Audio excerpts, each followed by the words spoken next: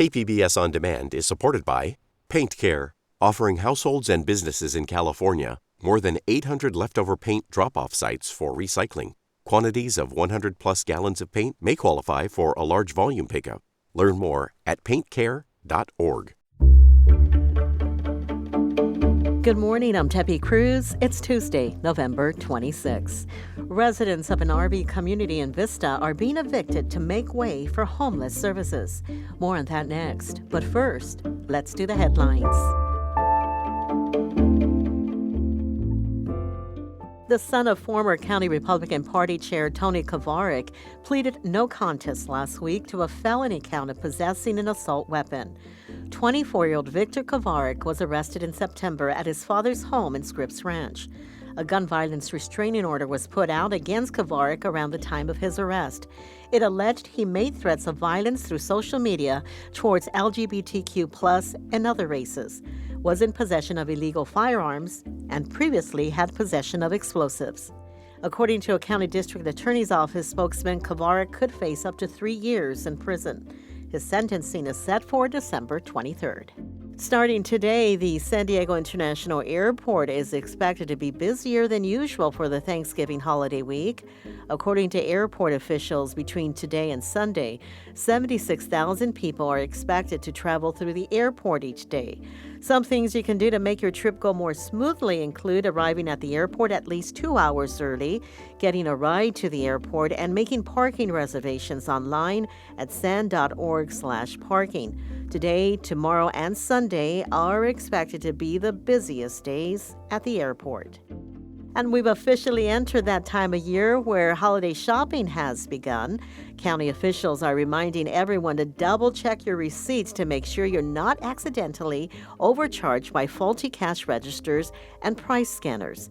The county's Department of Agriculture Weights and Measures inspects more than 1,400 local businesses and more than 21,000 price scanning devices every year to make sure customers are being charged accurately.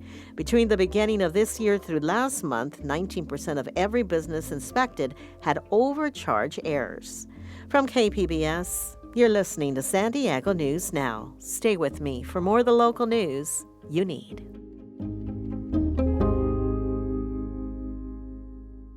KPBS On Demand is supported by Fleet Science Center's newest exhibit, Survival of the Slowest. See firsthand how nature's smallest, slowest, and weakest creatures can not only survive, but thrive in the wild. Open May 24th through September 1st. Learn more at fleetscience.org.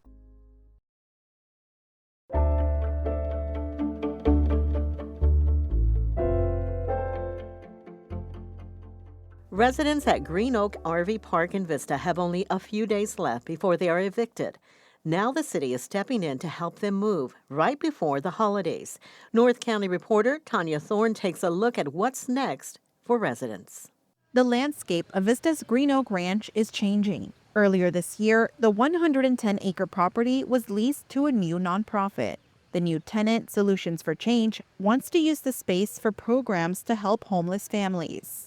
But an affordable RV park on the land can't stay. That means the 30 families living in the RV community are being evicted and need to be out by December 1st. Karen Allison is one of the residents.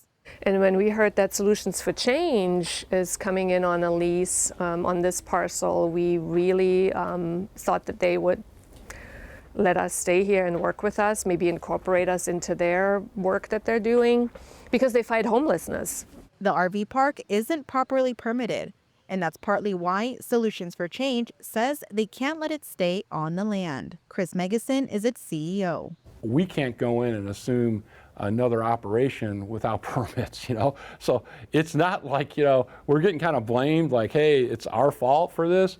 My insurance company is not going to insure us going in there and operating something illegally. Megason says the RV park also needs serious improvements. For example, it floods when it rains. But that's expensive. Solutions for Change is already paying $45,000 a month to lease the land, making the improvements too much of a stretch. I think we've been unfairly, characterized in this way to our public. Solutions for Change, we are in the business of serving our community and transforming the lives of homeless families, period.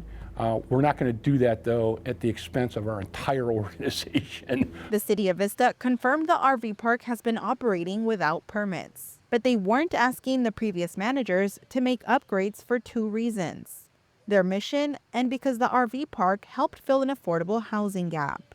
Megason says Solutions for Change offered resources to the RV park residents, but none have taken their offer. Yeah, they offered other people's resources. They send you to places, they send you to websites or housing complexes, they send you to other places. Allison says those resources already had long lists of people looking for affordable housing. When you get there or when you call there, you find out, oh yeah, there's a long waiting list. There's no way we can serve you in the next 2 months. Or we have no funding. We don't know when we will get funding back. There's nothing immediately available or possible. Even though the park isn't permitted, residents could have been entitled to relocation fees. The city of Vista wants to be sure the landlord, Green Oak Ministries, is following California law.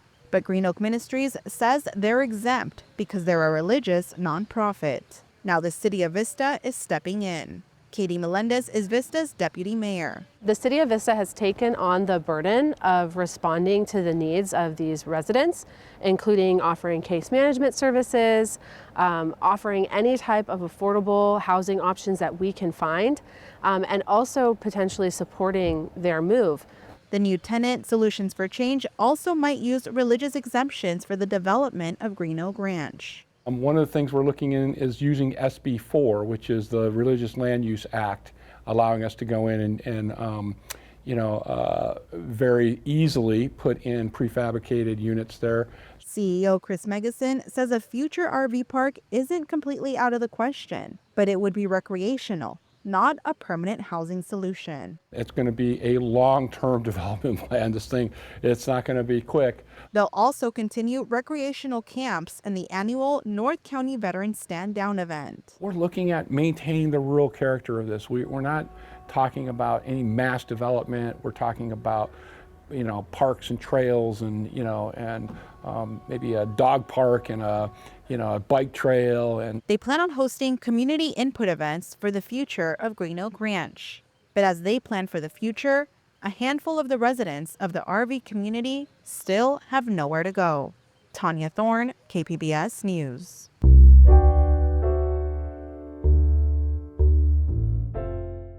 It's a gem of the East County, and this year the Water Conservation Garden in El Cajon is celebrating its 25th anniversary. Reporter John Carroll paid a visit. As soon as you walk through the ornamental gate of the Water Conservation Garden, you know you're somewhere special. Here on 6 acres of rolling hills next to Cuyamaca Community College, you find an immersive sensory experience of sight, smell, and sound. My name is Lauren Magnuson, and I am the Director of Garden Operations here at the Water Conservation Garden. Magnuson runs the garden as part of a joint powers agreement between most of the water districts in the county.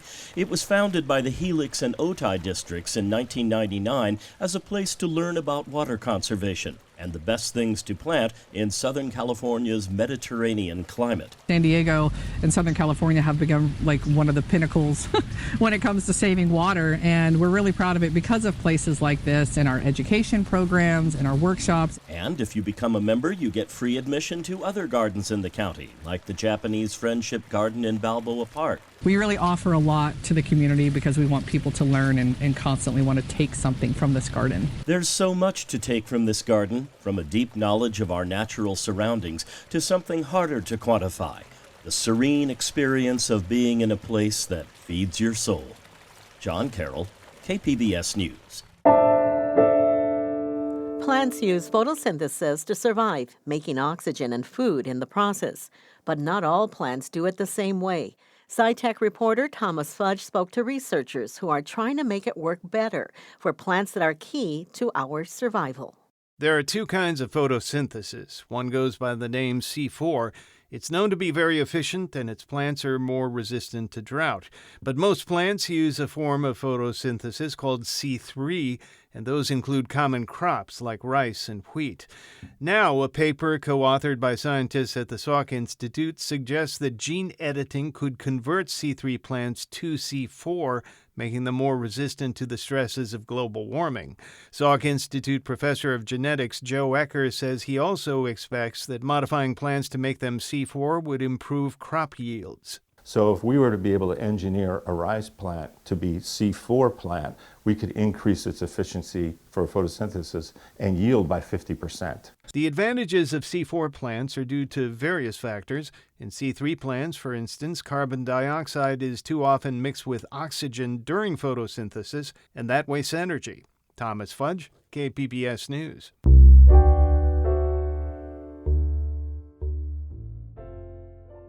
This year, actor Scarlett Johansson celebrated a milestone birthday, turning 40. So did America Ferrera and Prince Harry and Mark Zuckerberg. Here in San Diego, a local celebrity also marked their 40th this year. Reporter Melissa May has more. A macaroni penguin named Best Friend celebrated his 40th birthday at SeaWorld San Diego last week. Zoological specialist of birds, Katie Belnick, has an extra special bond with the birthday bird. Every single time you walk into the exhibit, he's there waiting for you, and then when you start talking to him, he just gets so excited, breaks out into his whole display, and he just loves to be loved. SeaWorld San Diego is home to 300 penguins. Best Friend is the oldest, and like many of us, is a transplant from out of state. He is a macaroni penguin who was hatched in Ohio and came to San Diego in the 90s. Belnick says the average lifespan of a macaroni penguin can be anywhere from 8 to 15 years, and sometimes up to 20. So Best Friend's 40th birthday is really a milestone. Melissa May, KPBS News.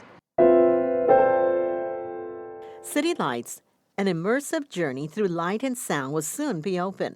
It's an outdoor light, sound, and visual art production at the Courtyard in East Village.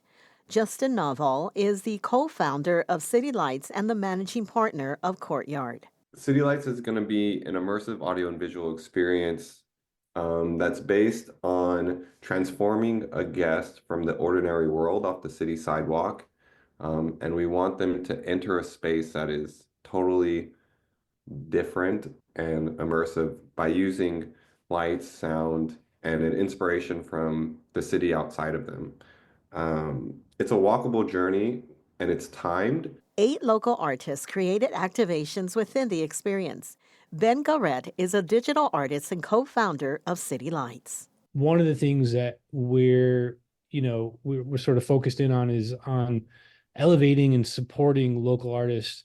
And these different mediums are fairly new, and maybe don't find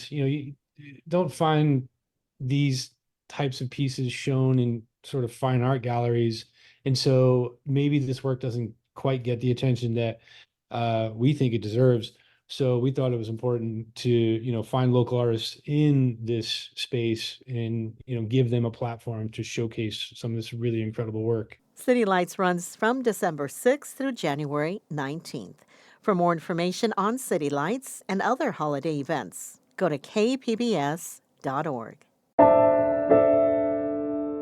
The time has come to say goodbye to our San Diego News Now producer, Emmeline Mohebi.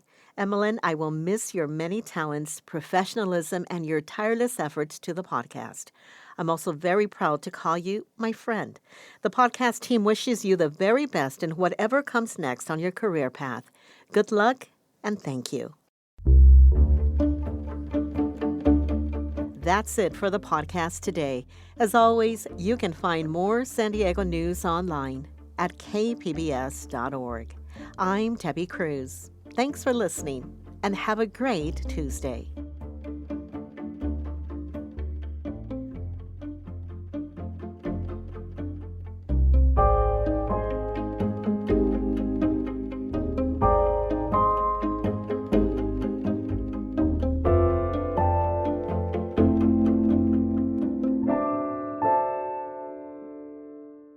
KPBS On Demand is supported by the National Conflict Resolution Center. Geopolitics, a divisive election year, and strained budgets are all topics that can create tension in the workplace. NCRC can help workplace leaders navigate polarizing issues with the Culture, Communication, and Conflict Certificate. More at ncrconline.com.